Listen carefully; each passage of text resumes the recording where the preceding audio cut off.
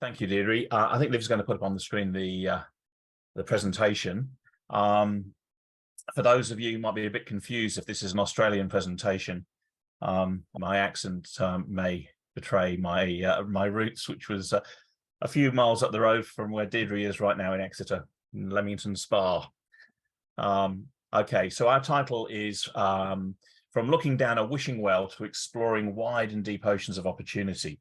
And I am coming to you today, dear viewers and listeners, from the northern beaches of Sydney, where in fact both myself and Liv are based.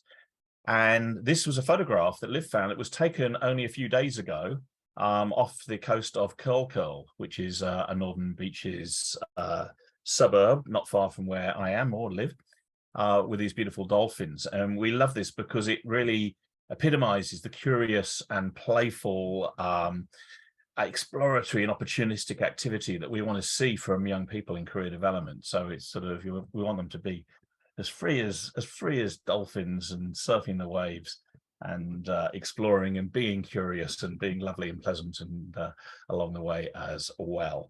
Liv, are you going to advance this for me? Thank you. So what we've got with Become Education is it's a tech innovation that supports all young people to explore broadly and think deeply about their future. And we'll talk a little bit more about that. I'm going to talk about some very exciting data we've just collected. The Become Education is a digital system with also face-to-face components as well. And it taps into the OECD Career Readiness Indicators, which of course, you know, are thinking about the future, exploring their future and experiencing the world of work. And our focus is really on that, thinking about their future. And the Become system is a whole school approach to student futures. There's a series of amazing student tools we'll talk about. And there's also really powerful teacher resources, including access to live data about what students are doing and thinking.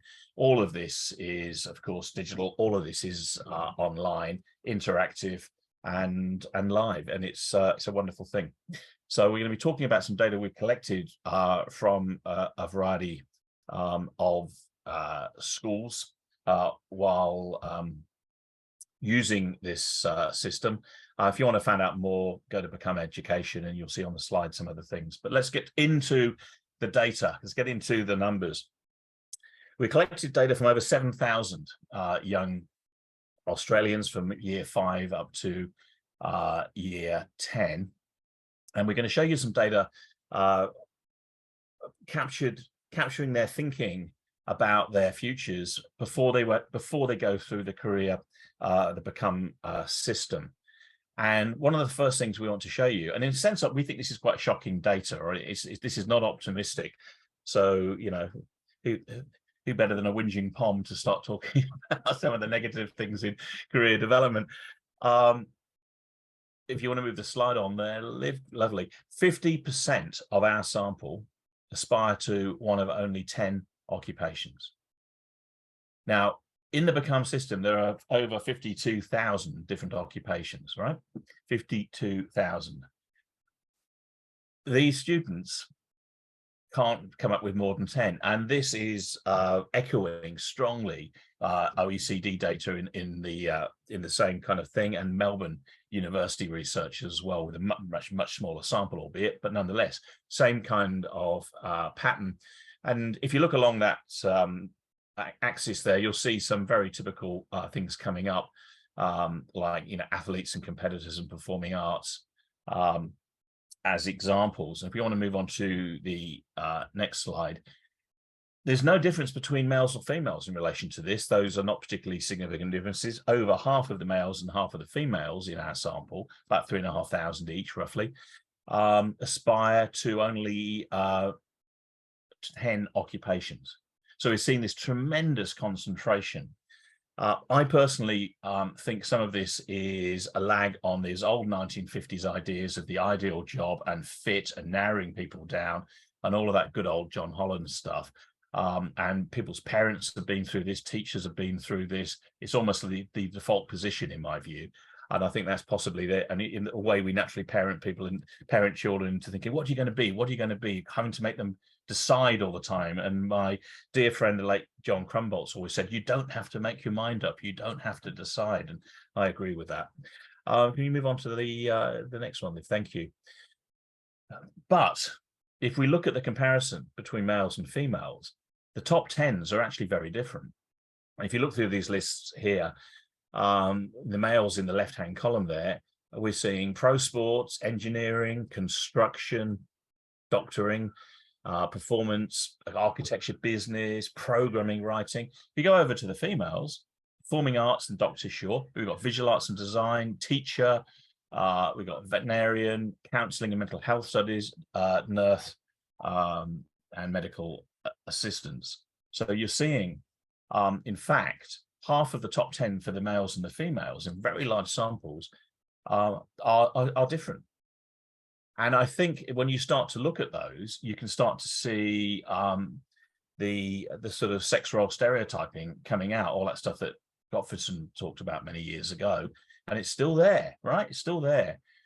This is 2023. What's going on? You know, what's happening with all our interventions to try to sort of encourage boys and girls into thinking about non-traditional kinds of approaches? Well, you know, this is what we're seeing.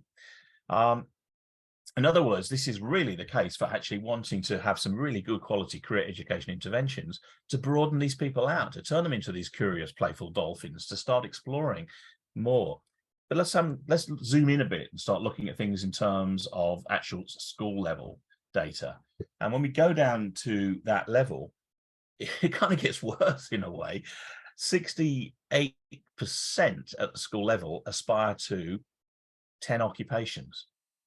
And that ranges, that's the average. It ranges from 49 to 100% in some of our schools are limited to 10 occupations. 48%, nearly half of the sample, aspire to just 5 occupations. It ranges between 30%, but even 30% is kind of too high in my view, up to 78%. So we're seeing this tremendous concentration in vocational aspiration.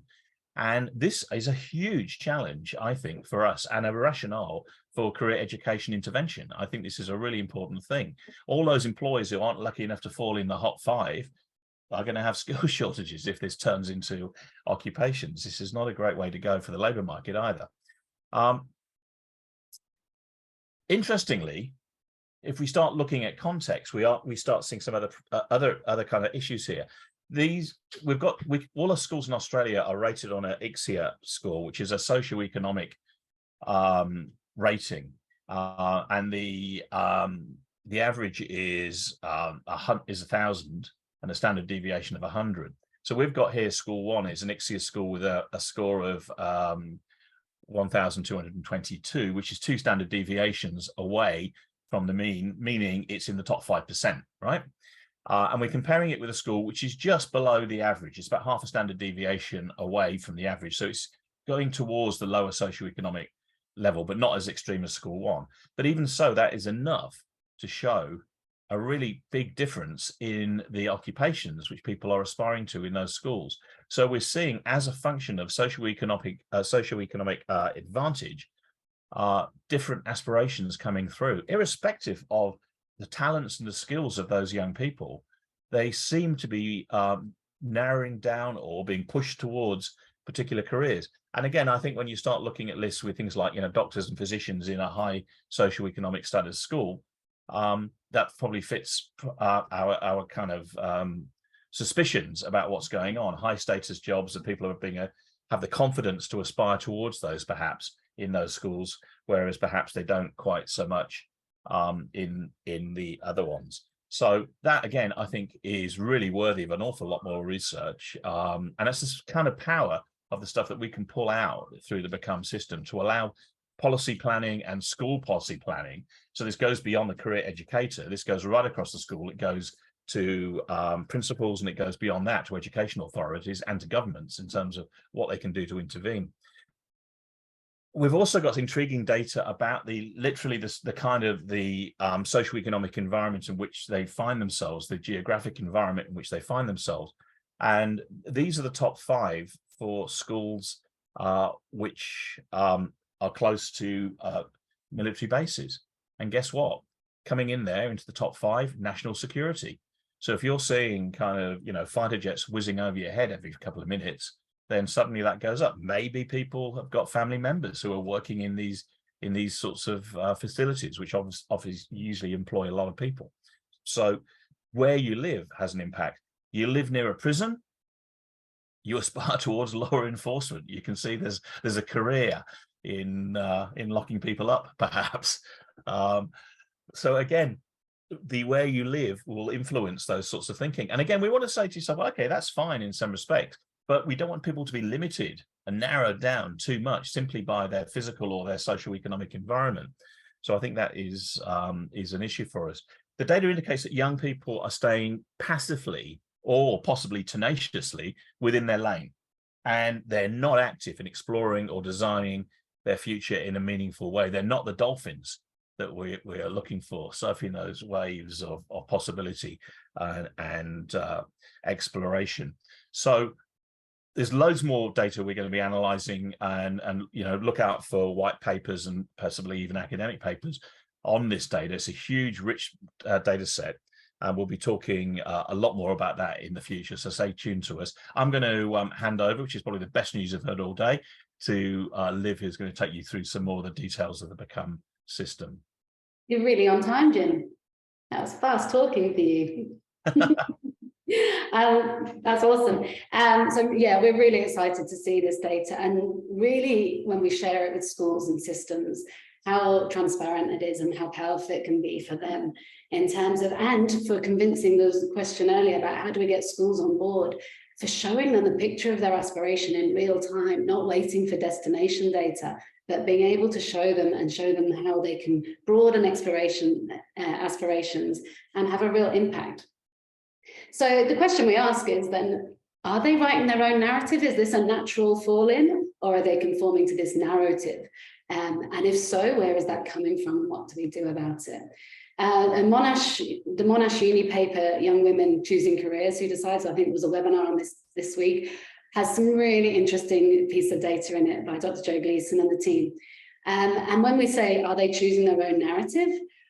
55% in that said, yes, I've got a plan, but I feel like I'm choosing this plan to please someone else. There's lots of great data, but I don't think I need to share any more. There's other data that says, even those that tick the box that I have a plan don't feel like it's their plan. And that is really depressing when we've got these anxiety issues around it. And many schools, traditionally, we've said what's success for careers education in school is that everybody leaves with a plan. Well, that's not enough. It should be their plan. And we can't do that without doing this work properly. Because what they're doing is taking shortcuts to their future. The system is saying this isn't important. If we leave it to the end of high school, it's saying, don't worry about this. It'll work itself out. You're just passive in the process. And students do take shortcuts, shallow thinking, or what they think are shortcuts, because what we know is that these heuristics that they're using to get to an answer that's expected or accepted are not serving them well. The dropout rates are really high. The average transition to work is far too long, and then not in education, employment and training rates are really high. And that's devastating for the humans as well as the economic impact of that. Because what happens when they're stuck or they get knocked off course, when that shortcut answer isn't the one they thought it was going to be, is they get knocked off course and feel like a failure because they haven't had time to test their ideas out. They're doing their experimenting in high stakes, in real life, in high stakes environment, and they're not getting the chance to explore broadly, think deeply, or test out their ideas for their future before they have to make these decisions. That's what we need to change. And that broad exploration and deep thinking can't be done in year 10 in this one-size-fits-all process with the view to come up with an answer. And, a lot of competing priorities in schools mean that we signal, yes, this isn't important. We don't have the curriculum time. It's not on the curriculum. We'd love it to say, as Lucy was saying earlier, it'd be great if there was a defined space for this and every kid had it, but it doesn't. And the other issue we've got is lots of tech platforms in our career development space also encourage a narrowing down. How do we get to an answer and shortcut it? It's the opposite of exploring broadly and thinking deeply. We need to open them up and slow the whole thing down. Our model goes through 3 domains. So awareness of the broad and constantly changing world of work, awareness of myself and the influences on me. There's no diagnostics that will say this is who you are. It's their own powers of self-reflection. And then the skills to put themselves together with the world of work to create possibilities for a future that excites them right now. And really critically, do something about it. To design experiments before high-stakes experiments that allow them to test out and practice their idea. 50% of those experiments result in a tweak or change of plan, similar to the uni dropout rates we're seeing, but it's low stakes. So how much better to have the chance to do that before it's cost, identity, time, investment. So it's not surprising we're advocating for a whole new model for careers education from that scramble for answers at the end of high school within whatever limited resources we have to repeated engagement with their future, early, often and integrated from those upper primary years and focused on skills, not a decision. As Jim said, the Become program is this whole school approach to student futures. It combines teacher resources, curriculum aligned resources that can roll out in modules. It has the insights dashboard with lots of PL to overcome those challenges around non-career practitioners loving these lessons and looking forward to them. That's our measure of success, is that after our PL, the teachers go, I want to do that. Not you, I want to do it, rather than not something else to land on my plate. We know they're busy. But what we're really talking about in relation to today is one of the tools we really use in the awareness phase. How do we help them see beyond the boundaries of their community and their self-concept, this narrow view, and get this playful, active exploration? So I'll quickly show you the digital tech because we're in that stream of the conference. So what we've built is the student web app, which opens their eyes to the whole world of work, no matter who they are or where they are, but in a really different way to many tools. This is about getting expansive. We almost want to blow their minds by what's out there. So they navigate through the whole world of work, almost learning the taxonomy of the labour market as they go. As you can see here, they're diving deep into life sciences, and even a student might say biologist, and when they click on that, it explodes for the different types of biologists. And then when they go into it, they can react to it and learn more about it. Really importantly, capture their why. Why are they interested in that right now before they dive deeper? This is about inspiration. And once we've hooked them, then it's information. You can see our dolphin researchers are back there as well. So they can search from the top level, or they can search by school subject. So kind of our old, in Australia, we have the bullseye posters. This is like bullseye on steroids. So they can combine one subject, 2 subjects together, and maths teachers obviously love to use this as a really quick intro to class or a new content area. Particularly maths teachers love this, of why are we even learning this? And then the third way is actually just searching with fuzzy search. You know, I want to be a designer. And then we blow their minds with how many different types of designers there are. You can see the idea of it. There's lots more information if you want to dive into it, and they collect and explore it. And you can hear in a classroom the engagement and buzz as they realize how much they didn't know. And we actually had to write a lesson called I didn't know that was a thing, because that's all you hear in the first few sessions in the class. 60% say they discovered new possibilities that end up in their top 3. Not I discovered new possibilities, but they're actually ones that are on my list now. And the other way, we obviously saw that narrative and what's driving the narrative. One is lack of awareness, but is also the context. So for each grade, as well as lots of other learning outcomes, we really tackle this idea of how do you filter for influences? And again, in really fun ways, like the dangers of the box, if our class ran the world. And in outcomes, given the time and tools, they do spread their aspirations. So in this one is post-program, 20 students that said, I'll be a doctor. My parents have said I'll be a doctor, and that's a great job, and it's always got nods. So that's obviously a right answer. Post-program, 12 of those had diversified to something else. So given the chance, they broaden it out and stop taking those shortcuts. What we're really doing is shifting from this narrative based on what's expected and accepted and the shortcuts, because there's no time and obviously this doesn't matter too much, to shaping their own narrative. They see purpose and meaning in what they're doing and have agency over it through the experiments they're doing. They learn that they're in control, they're in the driving seat for their future now. And the paper we presented last time at the OECD conference, and we're building on that data continuously, and we're seeing consistent patterns. There are some really serious side effects to this that address some of the biggest challenges we face in education, engagement and well-being.